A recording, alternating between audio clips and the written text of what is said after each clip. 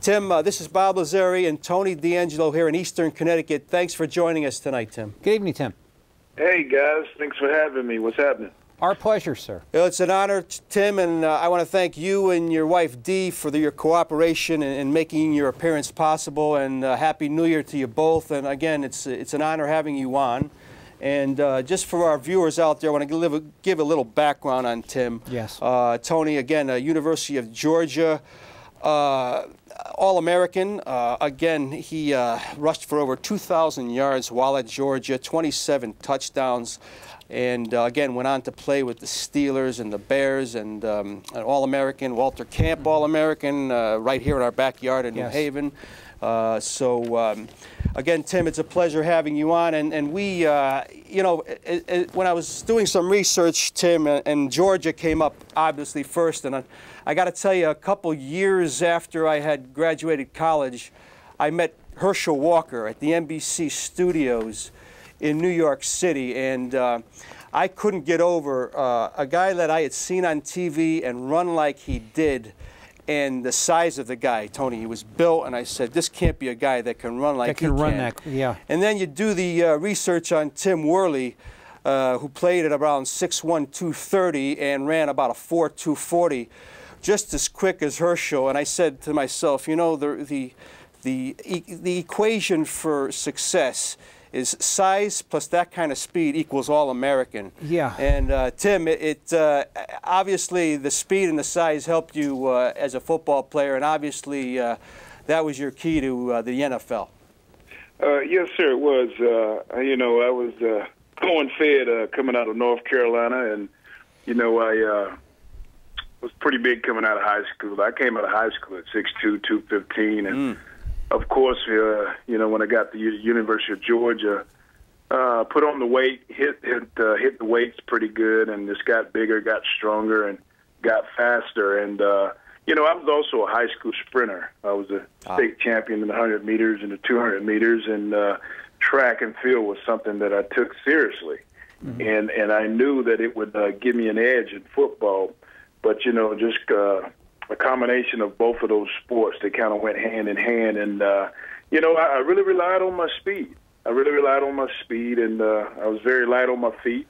And to be my size, 6'2", 230, you know, I have very small feet. I wear size 10.5 or 11. So I think that had a lot to do with me being so quick on my feet. But, you know, they used to call me a freak of nature just because of my size and speed, and you didn't see that many guys like that.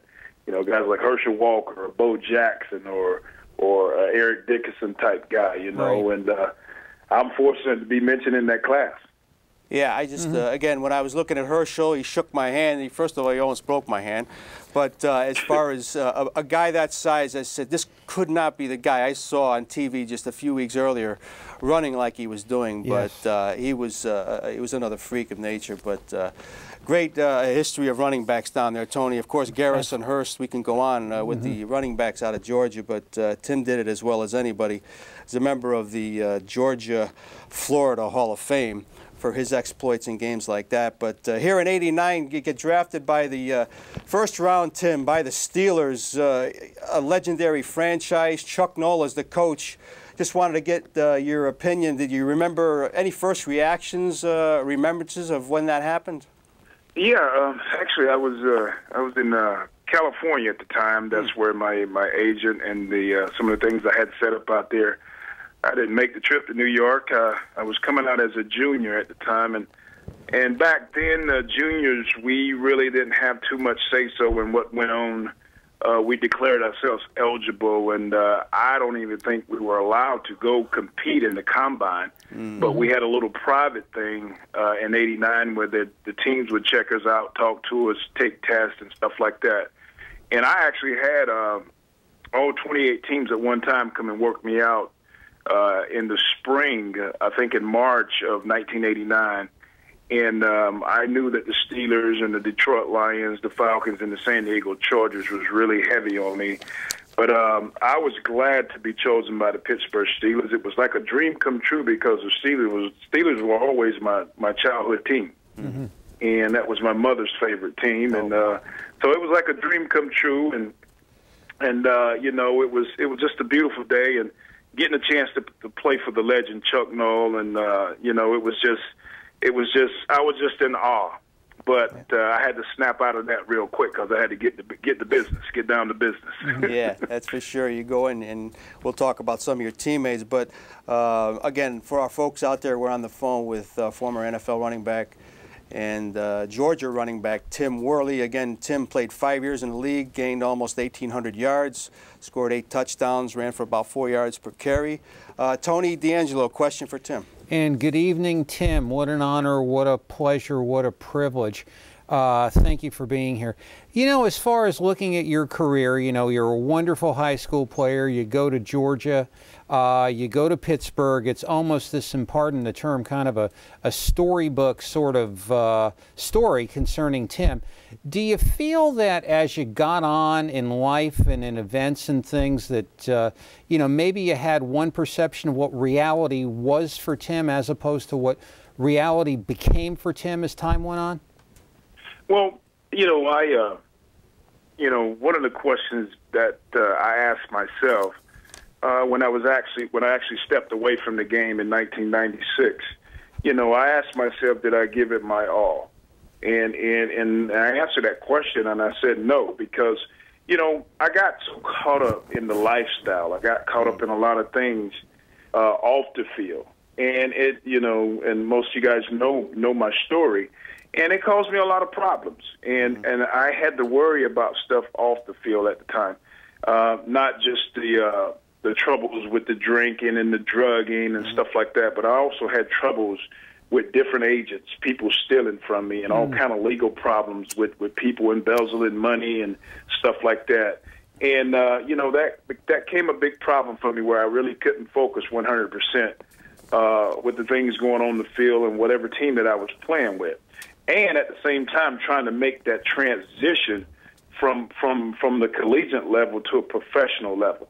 You know, it was a heavy-duty responsibility. And when I look back at the time, you know, I love what I was doing as an athlete, being a football player, but the responsibilities that came with it, I really didn't want it. And I just put all that on my character at the time. I didn't want the responsibility. But, you know, I learned from those. I learned a lot from my mistakes, and that's one of the things that I do today is I teach young people and adults just about, you know, my story and about character and taking responsibility of the position or the role that you play in life. That's what I was going to ask that a little later on, but I'm sure the personal difficulties and what you've learned so much. And again, Tim, you were out of the NFL at the age of 28. And you see guys now that are still playing very well at 32, 33 years old. And beyond, yeah. So I'm sure you channel any kind of frustration that you have into your work now, and what you do is terrific. Here is a guy, Tim Worley, Tony, a rookie year, 770 yards rushing for a Chuck Noll team. And again, that's pretty impressive. And had some great teammates. You know, I was looking at some of the guys you play with, Tim. You know, you had guys like Merrill Hodge, a tough fullback type guy, and Lewis Lips was a good receiver. Yes. And what stands out to me, Tim, was Rod Woodson. When we talk speed, you know, when that guy was in his prime before he got hurt, one of the fastest guys I've ever seen on a football field, and what an athlete. Your memories of Rod Woodson? Rod Woodson was he stood apart. You know what I mean? He was just that guy that he was just different. He was fast. He knew the game. He was a student of the game. And when he came to play, he was serious about every moment of the game. And you know, I used to just watch Rod in practice sometime, because you know, he earned everything that he earned. I mean, all the Pro Bowls, all the money that he earned. The guy was great. The guy was great, and he's a Hall of Famer. But Rod was just one of those guys. He was like, man, you are different, dude. You're just a different cat, and you're on another level. And you know, there are not many people that I stood beside and played with that I could say that about, that I knew personally. But Rod was one of those guys where I could be standing on the sideline and I'm just watching him compete, because that's the way he was. And you know, much respect for Rod Woodson. Much respect. You probably were like I was, Tim, watching him because before he got banged up, Tony, he would be returning kicks. And when the ball was in the air, you just hold your breath, Tim, because he had that kind of breakaway ability. One of the more exciting players I've ever seen on a football field. And obviously he was a defensive player, but when it came to running back kicks and things like that, he just awed me. Well, you know what? Rod was actually one of those players. Chuck Noll never did it, never tried it, but, you know, I think there were a couple of times where we would use Rod on offense in practice. And he was one of those guys that could have did that. Yep. You know, Dion wouldn't have been the first guy to do that, but Rod Woodson, you know, he could have did the same thing. I mean, he could just flip over to an offensive player just like he did defense. And that's just the athlete he was. Yeah. And I mean, I have nothing but good things to say about Rod Woodson. He's a great human being, and he was an excellent football player, man. And like I said before, much respect to Rod Woodson. Yeah, I have absolutely the same attitude. And again, some of his other teammates, Tony, remember Gary Anderson, the kicker who kicked forever.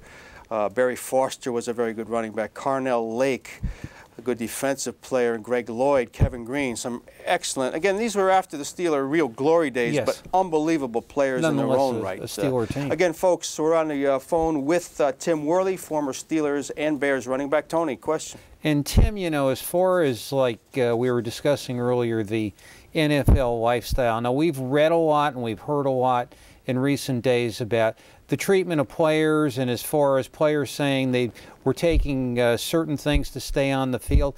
Is the pressure of being an NFL player like whatever it takes, whatever you need to do to get on the field, even if you know you're putting yourself at risk? I'm not speaking you personally, perhaps you, but others. Is that is that something that goes on a lot? Well, you know, it's changed a lot, and you know, it's very different now. I know being a rookie in 1989, it changed a little bit from the 70s, but you still saw things that went on as far as like concussions and different injuries. Like, say, if you have a big muscle pull or something, you still saw a lot of things that went on where you know that guy shouldn't have played, but he went in and got a shot anyhow, and he went out and played. But, you know, it's the risk that we take. We put ourselves in that position. They paid us a lot of money to do what we do.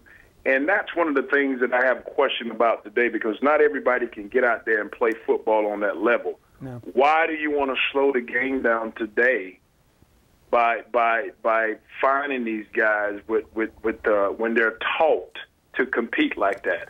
I just believe that more people will be getting hurt when you continue to slow the game down like that, because people are cautious now and people are timid.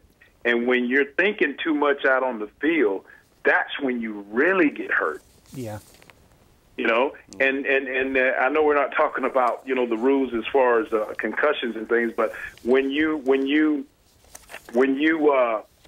pay money and you keep spending money to make the helmets more of a protection, at the same time you're making them more of a weapon. Yeah. You know, and you know, and then you know, people ask me, they say, what movies have been out that you can say really would mimic and hit being in the NFL? You know, there's a lot of NFL movies that have come out, but if I can name one movie that really hit it right on the head, the NFL, it would be the movie from the 70s, early 80s, and it was called North Dallas 40. Yeah, right. North Dallas 40 with Nick Nolte and Mac Davis and John Matuzak and all those guys. Oh yeah. That movie right there set it all for me. Yeah. And that's the way it was sometimes. Yeah, a little. It was crazy, and you did what you had to do, and. Haven't seen that movie in a while. We'll have to get together and watch that one. Thank you, Tim, for answering that. Yeah, but yes, sir. That's excellent. But Tim, here you are, 1993. You, after a few personal difficulties, you get traded from Pittsburgh to Chicago. You had been playing for Coach Cowher And then you go to Chicago and Wannstedt. It's ironic, Tony, those are two defensive minds. Yes. And Tim ends up in Chicago. Played pretty good in '93, over 4 yards per carry. But did you welcome that opportunity, Tim, or by that time were you kind of sad to leave Pittsburgh? What was your mindset at that time after being traded? Okay, let me go back a little bit. Here's the situation. You know, I had just came off a suspension in 1993. Okay, when Coach Cowher came to the Steelers in '92, one of the first things he did, guys, and a lot of people don't know this, he called me into his office, and I think he called several guys to his office just to speak personally with him and get to know him. And one of the things he told me is he knew my style of football. He knew what I did at Georgia. He knew I wasn't getting fed the ball during the time of the Chuck Noll days and running in the split back and the traps and stuff. So he said, I'm going to surround the offense around you, okay? And with that excitement, guess what I did because my character didn't match my gifts? I went out and I sabotaged it, and that is the year that I got suspended for a whole year. And with that, that's when Barry Foster stepped up, and Barry Foster had a dynamite season that year, and I think he rushed for over 1,600 yards or something like that. Yes. And I sabotaged it, and I blew it, and I got suspended for a year. And when I came back in '93, you know, I was backing up Barry, and I was backing up, I think, the running back Leroy Thompson from out of Penn State. Yes. And I think about I think it was about October of '93, I had asked Coach Cowher to shop me around to see if there's any team that needs a running back that can come in right away. Because I was really struggling, guys. You know, it was tough for me to sitting on the bench like that. I wanted to get out there and play, and I was just struggling. I was really struggling, especially when you got to take the back seat sometime because I never did that before. And also it was a lot had to do with my immaturity at the time. And so I struggled. So when that opportunity came, Bill Cowher did me a favor. And I got the call from Chicago, and I found out I was getting traded. At the same time that I was happy, I was also sad. Because even though you want to go, deep down you don't want to, because I love the city of Pittsburgh, and I love the people of Pittsburgh, and I love the organization. And it was an opportunity for me, but I was really, like you said, I was really sad when it happened, but at the same time, I was kind of happy to go because I went right into Chicago and stepped right in because Neil Anderson, he was about to retire and on his way out, and I stepped right in. And as soon as I got there, you know, things got comfortable, had a pretty decent second half of the year, '93, and then here comes the trouble again. Here comes the trouble again. So, you know, it was just me sabotaging stuff because of the responsibility that came with a lot of the stuff that went on in the NFL. Yeah, it's tough, Tim. You know, you look at your record and you look at having played for Coach Cowher and traded after about 5 games, you figure maybe Tim had trouble with Cowher, and now we find out that has never been the case at all. Obviously, Cowher did him a favor, and again, things got in the way. And then, of course, Tim, '94 season, didn't play much at all, and then is out of football. But while in Chicago, you know, I was just looking at some of the teammates there too, Tim. What stands out right away, first and foremost, Tony, the first name I look at, Jim Harbaugh. Now, when you're in Chicago, Tim, do you figure this guy for a future coach? Well, go ahead. Go ahead. I didn't figure for a future, maybe a Super Bowl champion coach one day, but you know, Jim, I figured he would do something very dynamic, you know, very, very, very exciting because he was that type of guy. Jim Harbaugh was probably one of the coolest cats, one of the nicest guys I've ever met. Very classy guy, great athlete. He's one of the best golfers I've ever seen, as just, you know, not being professional. Wow. You know, and he was just that type of guy, man. He was just a classy guy. And I'm so excited for Jim right now, man. I don't know what to do. And, you know, he had his moments in Chicago, too. It was kind of rough playing in the city of Chicago, especially for the coach, you know.